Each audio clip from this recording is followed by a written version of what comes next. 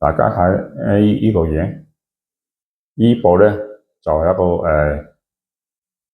吸塵啊、掃地機械人。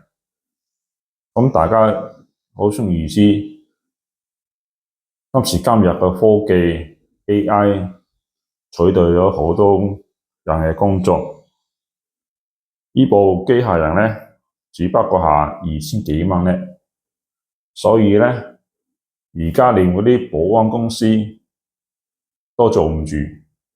咁有啲人話嗰間公司有2000個夥計，咁究竟係一間大公司定係一間小型公司咧？2000人對比我哋咧係一間大公司。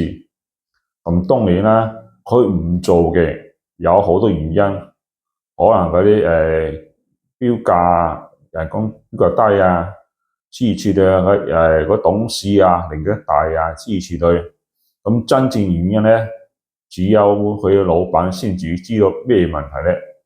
但係我想話俾大家知，有時做生意價錢低唔係一定係好事。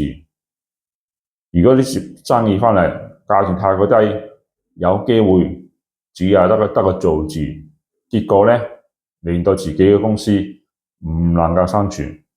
所以我希望大家唔好以用低價自己接盤，只會累死自己咧。OK。